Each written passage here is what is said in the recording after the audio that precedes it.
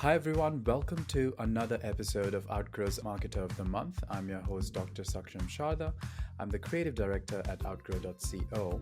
And for this month, we're going to interview Mark de Grasse, who's the president of digitalmarketer.com. Thanks for joining us, Mark. Thanks for having me. So, Mark, we're going to start with a rapid fire round just to break the ice. You get 3 passes. In case you don't want to answer the question, you can just say pass. But try to keep your answers to one word or one sentence only, okay? You got it. All right, so the first one, at what age do you want to retire? 95. How long does it take you to get ready in the mornings?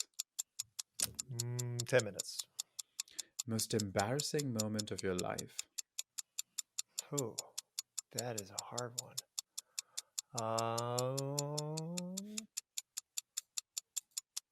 Shoot. Okay, that'll have to be a pass. My first one. Favorite color? Favorite color? Blue. What time of day are you most inspired? 6 a.m. How many hours of sleep can you survive on? 5. Fill in the blank. An upcoming marketing trend is blank. Ooh, that's a good one. AR. The city in which the best kiss of your life happened. Ooh. Orange. Pick one, Mark Zuckerberg or Jack Dorsey. Oh, God. Dorsey, I guess. The biggest mistake of your career. Selling my first company. How do you relax? Workout. How many cups of coffee do you drink per day? 4. A habit of yours that you hate. Shyness. The most valuable skill you've learned in life. Pattern recognition. Your favorite Netflix show. Actually, there's a new cyberpunk series. That's pretty good. Okay.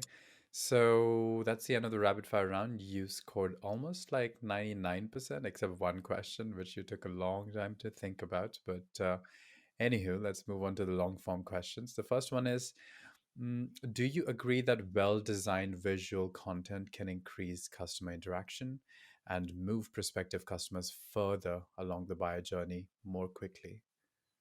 Yes, absolutely. Okay, so here you can elaborate. Okay.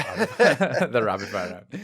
Yeah, what's funny is the visual aspect. I always tell people, and actually I did a photo shoot last night, and I was talking to the photographer, and I was saying, everything we do in modern society is visual, and not just visual, because we always say, a picture is worth 1,000 words, but video or even just animated content is worth how many words if you do it that way. So I think from a bunch of different angles, the visual aspects and the continuity behind both your message and your visuals could have just astounding impact on everything that you do. Not just say, from your advertising side, because that's what everybody usually refers to when they think of creatives. They think, okay, here's the paid ad. But if you look at, the consistency between the paid ads, your website design, and even your customer service elements, your forms that you give people to fill out, like all of those things actually impact the interaction of people onto your brand. So I could talk about that for quite a while, but I think it's hugely impactful, actually almost as impactful these days as the copy. And so what are some of the tools you're using to make your visual content? I use the whole Adobe suite. So After Effects, Photoshop, Illustrator, Premiere Pro. And then, nowadays, since we work with such a big community of marketers, I've been transferring a lot of my stuff onto, universally used platforms like Canva. From graphic designers are always like, poo, Canva, it's horrible and blah, blah.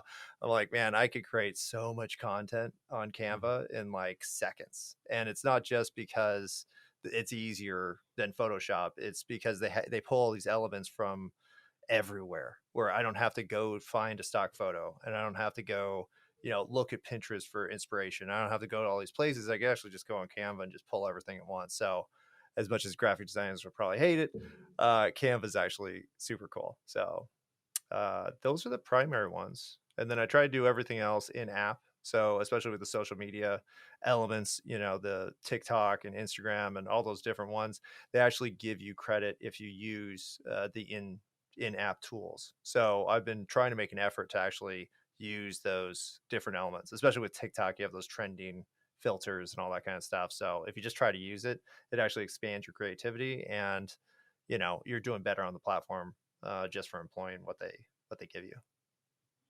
So visual aspects is one thing, but there's another trend that's out and about, and that is hyper personalization in marketing. So do you Mm. believe marketers can tailor content to specific products, marketing channels, and languages by considering each buyer's persona? Yes. Yes, I think it's actually the first place you should start whenever you're producing anything really. Like we call it the customer avatar digital marketer, where you have your customer avatar canvas, where you analyze actually the demographics and who this is. And but then we do what's called the before and after grid, where we say, okay, your ideal customer avatar, where were they before they started using your product or service? And then where were they after they started using your product or service? And the more detail and story you put behind those two elements, the more effective everything that you create will be. So my favorite example is actually in our e-commerce certification, where we have Lake Dad Daryl, and the company that was actually built for sells lake stuff, toys and things for boats and wakeboarding, all that kind of stuff. And before, Lake Dad Daryl had crummy equipment, and his kids didn't like to go to the lake, and nobody wanted to join him on his boat because the boat was lame, and he was really sad. And so he ended up not going to the lake, not spending as much time with his family, and he was miserable. And then he found this sports equipment provider, and all his stuff is the best, and everybody wants to go on his boat, and everybody wants to join his barbecues, and his kids love going to the lake, and everybody's happy family. He's a happy guy. Everybody loves Lake Dad Daryl. So just putting that fictional story behind this person, it automatically, you could visualize the person, and then now you can say like, oh, what would reach out to this guy specifically? And then since you have that avatar, now you're able to create anything you want. So, and you could do that with any product within the same company, or you could just have a general avatar for, here's our ideal customer or our favorite customer, and then you just pitch it to them. Otherwise, what happens most of the time is you run your demographics, and then you say, okay, well, people are reacting to this type of copy or this type of visual. And then what you have is a really, disengaged approach to visualization. And then everything is individual case studies. So it's like, okay, well, we're selling this product to this person, and then here's the visual. And then you're selling this product to this person, here's the visual. So if you don't have that, what you have is just a really divided approach and a lack of cohesiveness in terms of your visuals that doesn't reinforce all your other visuals. So that's really what you're trying to do with that consistent approach to your marketing style, is allows you to, one, create way more creatives because you're not having to think of new stuff all the time. Plus, all your other creatives will actually lead to the other creatives because they look similar enough where people, even if they don't realize they're doing it, they're categorizing your content, and they're knowing like, oh, I think I liked that before, and oh, look, there's more of it. And now you could lead them down what we call the customer value journey, which allows them to consistently be hit with all your visuals. And now you're building brand recognition rather than just making a sale or getting a click. And what do you think are the best methods for balancing promotional intent when it comes to brand with customer intent? So, how can we offer something valuable and innovative enough to compel customers to act when their attention is obviously limited? Well, I think for that type, I like doing series of content. So rather than just thinking of like, okay, I'm going to create this awesome piece of content, do several pieces at the same time that are similar, different enough, but similar enough where if somebody found one piece of content, they can actually see, go down the path of consuming all of the content. I'm not sure if that answers your question, but I think the approach is to do more, just to get a real test. Because I think what happens a lot of times is we have, say, an A/B test where you're saying, okay, here's this visual against this visual. People like this visual better, and then you have this visual and this visual. But again, that just separates your approach into a bunch of different methods, no brand cohesiveness, and no way for people to connect the dots between what you're doing. And so what you have then is just these independent actions, and you'll get results and you'll get numbers and you'll get the metrics and feedback from everything, but you won't get, um, I'd say, real results, because real results take a little time and they take more effort than we want to give most of the time. And how important is the ability to pivot the brand based on what you might think the customers want now, or like, how their wants change?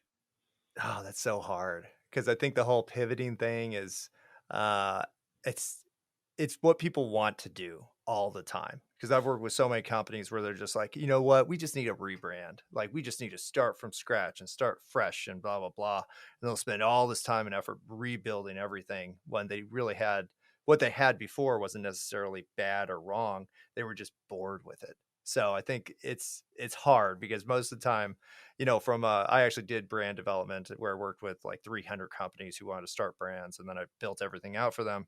And most of the time, especially when I had somebody who was in business for a while, like a 25-year-old company, and yeah, their branding's antiquated and it's ugly, but it works. And the temptation is always to look at it and be like, oh, well, it's all old and blah blah blah. It's like, okay, well, is it effective though? Like, do people recognize it? Is ugliness part of the brand? And if you break that part of the brand, are you ruining everything? Because that happens a lot. I see it all the time, and it just breaks my heart, because I'm like, no, you have all this brand authority and it's built off of your ugliness. People don't like that though. Especially business owners. We all want to have the cool brand. We all want to be the cool guy that everybody looks up to. I'm like, oh man, I really want to copy that company's stuff because it's so neat.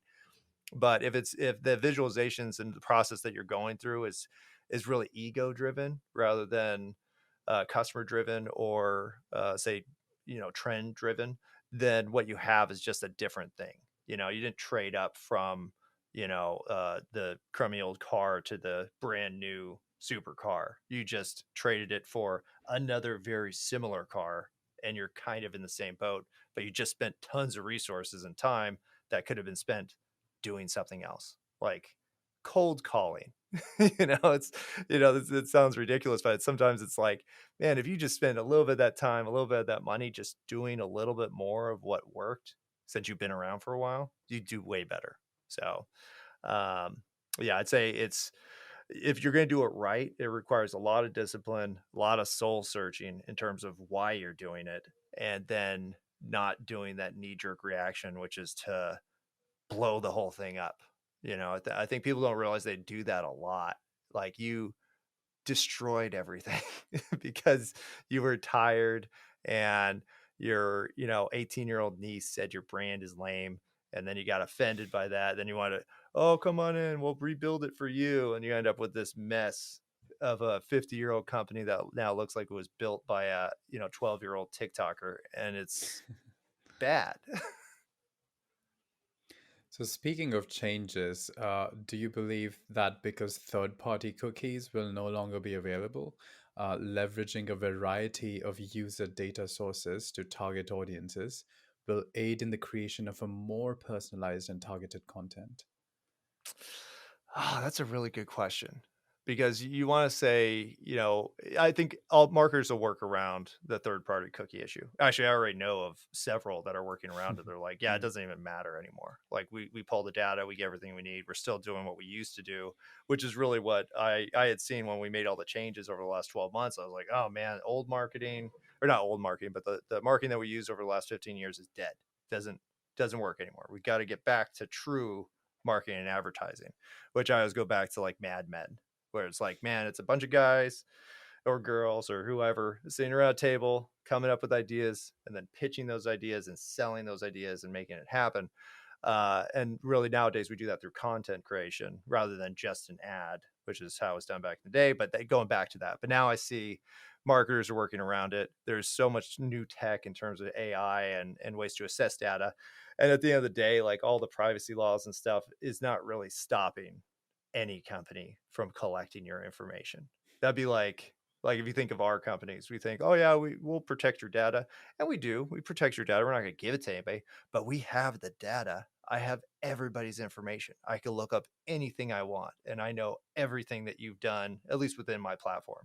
So I think it's a fallacy to think that that type of tracking is gone.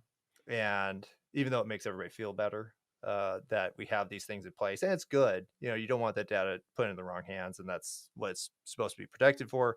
But at the end of the day, marketers are still going to use it, and they're going to find a way to get it. And it's not going to change that many things other than what I'm talking about, which is that organic approach to marketing, where we say, hey, instead of tracking you, instead of hitting you up on 50 different places for this ad because I have a cookie on your platform and now I see you everywhere, so I'm just going to keep on hitting you until I get that 100 touch points, and then you're going to buy from me.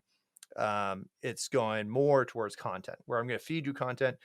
It's not going to look like I'm tracking you because I'm giving you good organic data or good organic content, but at the end of the day, I am tracking you, and I know I know what you're looking for, and I know exactly how to hit you, and I'm not going to stop, because why would I do that? Because it's wrong. That's not how anything works. People, if it's effective, makes money, and isn't technically illegal, people are going to keep doing it. So I think we have both. I'd like altruistic side of me says, no, we're not going to do that anymore. We're going to focus on good content. We're going to focus on real connections with our customers, and that's going to give us all the information we need to keep on doing more and building the company. But then the other side is accountants and metrics people, and they're never going to let go because they love that stuff. They love the data. And from a scientific approach, it's the best way to do things, but it takes the soul out of marketing. And I recommend not doing that, and instead worrying about connecting with your customer and giving them good stuff because you care about them, and that's your job, is to keep them learning. And if they buy something from you, great. But at the end of the day, your job is really to make their lives better, and you focus on that, and everything will be great. But all that other stuff is going to happen still. And so is this a raging debate at digitalmarketer.com? Could you tell us more about that website again? Oh, so digitalmarketer.com. Yeah. So when I came in a year ago, my main goal initially was to rebuild the website into a content platform. So we had 5,000 pages of front end content, and it was not organized at all, really. There's no categorization system, there's no presentation system for how you could connect the data to other data. So what I did was I reformulated the whole navigation of the website, made categorization systems, made subject systems, and keyword systems, all that kind of stuff you need to intuitively help people find information that they're looking for. And so that was my big side, because I came from a content side. Now, Digital Marketer itself was actually built off of copywriting and kind of classic digital marketing methods: landing page design, funnel design, follow-up design, email drip design, all the stuff we teach, which is awesome. And then the core frameworks like the customer value journey, which is walking people from having no awareness of your brand to being a active promotional advocate of your brand, essentially a marketing channel for your brand while they still consume the content that you're creating. So no, it's not really a debate. It's just two sides of the same coin, where it's like the organic approach is happening, the paid advertising and copywriting approach that's happening, and then we now what we've done is we're actually integrating both approaches into a singular approach that just takes advantage of all the tools you have available. And in the meantime, I'm kind of just a content freak, so I just am going to produce as much content as I can all the time, which actually leads to, I don't know, 30 to 50 pieces of long form content a month. So speaking of organic approaches, then Google is prioritizing visual, acceptable, recent content to build rich SERPs that provide immediate answers. What would be some tips to rank higher on Google in 2022 then? Yeah, I'd say get as specific as possible. Like, really, there's no one question that you is too mundane or boring or unsearched to answer. So I'd say if you could, just make a list of those, and don't just base your list on your analytics research or your answer the public research. Those are good starting points. But if you really get into knowing your customer and really thinking about that avatar that we talked about earlier, then what you'll have is some real questions that people are asking. And so I would focus, instead of focusing on those high volume search, terms and questions, just let go of all of it. Answer questions that would be useful that people are either asking of your brand or that you've seen people ask of your competitors' brands. Just make a list of them and just start typing out the answers. And I'm all about database design, so I would say make a category system on your blog and then systematically answer each question and try to do it in 300 500 words, and then take those answer questions and assemble new articles, because what you'll start finding is you'll have related information, and now instead of just having single answers to questions, you could have an article that's the 5 top answers to this question. And then now you're taking your content, you're building new content that's also useful, but also leads back to the other content. So I would say databases of answered questions is probably the best, easiest approach to start getting ranked. And then do your standard SEO optimization, your backlinking strategies, and all the other stuff. But at the end of the day, if you think like, I'm going to answer 3 commonly asked questions about my product, service, industry trends, then you're going to be set. So so this is kind of like the quorification of of marketing then, because every website then would aim to become like what these aggregators of answers are doing. Oh yeah. Yeah, exactly. Well, because I always tell people, I'm like, if you're not answering a question on your website, then your competitor is. So there's really no question that you shouldn't be answering, and there's no reason why you shouldn't have it on your website. Because if it's not on your website, then you're sending traffic to Facebook, sending traffic to LinkedIn, sending traffic to YouTube. You're sending traffic everywhere, but the one place you should be driving everybody, which is your website. So yeah, that's like the way I view the future of like how big companies will be, organizing their data, is they'll be essentially libraries of information, where it's like the value is actually in how much info that they can contain, display, and help their users find. And that's going to be the real battle of the future. It's not going to be which ad campaign is going to work. It's going to be like, who has the knowledge base, the public knowledge base, to prove they're the best, to prove that they have the systems that everybody should be using, because they show everybody everything. It's the reason why I like SpaceX so much, because I'm like, man, their content generation is based on all their failure. Like they blow crap up. It explodes and it goes terribly and everything goes wrong, and then they just tell everybody about it. And it's like, man, could you imagine if everybody did that? Like the lessons that other companies would learn, lessons that the customers would learn, if everybody just shared everything they were doing, it would be incredible. It's not going to happen. But, if you look at companies like Harvard Business Review, their platform, we analyzed them a while back, and we found that they were posting 600 times a month on Facebook. And the majority of those posts are for new original content. So whenever anybody has the argument about quantity versus quality, I'm like, well, Harvard does 600 a month, not even trying. That's what they do all the time. And so that's, you can never make too much content, because you're going to, it goes back to just the quantity versus quality. You don't know what quality is, because I've never produced a piece of content where I'm like, this is going to hit, everybody's going to love it, I'm going to get a billion comments, I'm going to get all the traffic, and it's going to blow things up. And it's like, nope, that piece didn't do crap. Now that cat video that you spliced in and spent 5 seconds creating, that's what people want. And you're like, all right, never mind.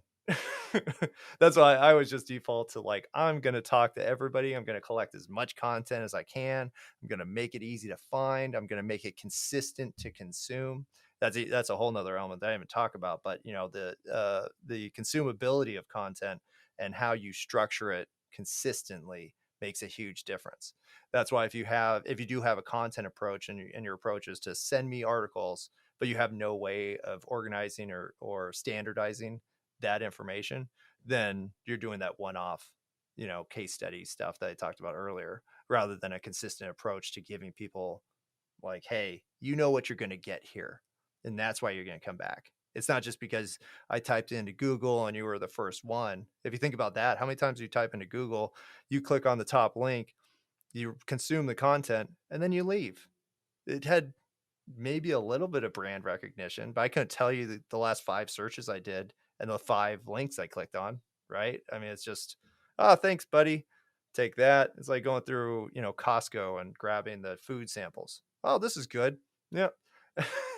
I'm not going to buy the thing. I might. It would have to be so like incredibly amazing that I'm like, okay, I have to buy this item because this one little bite was so good that I have to have this. No, you're going to be like, chances are you'll probably have to consume it several times, and then you'll be at some friend's house 3 months later, and you're like, oh, I love this meal, and they're like, oh yeah, it's that spice from Costco, and they're like, oh, you know what? I tried this before. And that's now I'm going to go back and get it. So it's that long term process that everybody just forgets about and instead just says, well, I did this article and it ranked number 1 on blah, blah, blah. It's like, good for you. Now do it 10,000 more times. And now you get the brand recognition. Fair. So the last question then is for you, a personal question. What would you be doing if not content production? Or let's not even say that. Let's just leave it to like, what would you be doing if not this in your life right now? I like my dream, like when you say retirement, I don't really consider retirement because it's, Mm. you know, what is that? but, but if I said, okay, I'm not going to work all the time anymore, I would be a sci-fi writer. I love space operas where it's essentially a universe of content. It always goes back to content though, because I like it because it's like, when you create a space opera book, you could set these rules like here's the tech. And I talk about books. I read like Alistair Reynolds and Orson Scott Card and a bunch of British And authors. the SpaceX website as well is a Yeah, space SpaceX opera, as you mentioned. website. It's not interesting enough. Actually, Elon, he names all his boats after it's called the Culture series, and it's a Mm, fantastic series. It's about this, huge space civilization that has, basically made it. Like they can do whatever they want. And they have these AI spaceships but they're personalities. And that's what he names his drone ships after, which I thought was mm, super cool. But the whole concept behind that is that you have a set universe, you have a shared history, you have set, tech. Usually you'll see tech. I like going back to like the Alien movie franchise, where it's like if you want to go from this place to this place, you have to get into the sleep chamber. Like that's consistent tech. Everybody does it. It's known. You don't have to explain it through every book because you already explained it once and now it's just consistent. So that allows the story to come alive instead of the explanation of whatever, which is really what people think sci-fi is. They think it's like, oh, it's about spaceships and aliens and blah, blah, blah. It's like, no, it's actually taking a present day view of society and then expanding it into the future, or expanding one element of it into the future. Like what do we do today and how is it going to look for the people 100 years from now? Like what impact is that going to have? And then you build your story off of what happened. That's what sci-fi is, which is why I like it. But anyways, I would write sci-fi. That's what I would yeah, okay. I'm always fascinated by how people answer this last question, but yours is actually quite epic. do. Let's just put it like that. All right, well, that was the last question. And thanks so much. Thanks, everyone, for joining us for this month's episode of Outgrow's Marketer of the Month. That was Mark de Grasse, who's the president at digitalmarketer.com. Yes. Thanks for joining us, Mark. Thank you. This is a lot of fun. Good questions. Check out their website for more details, and we'll see you once again next month with another Marketer of the Month.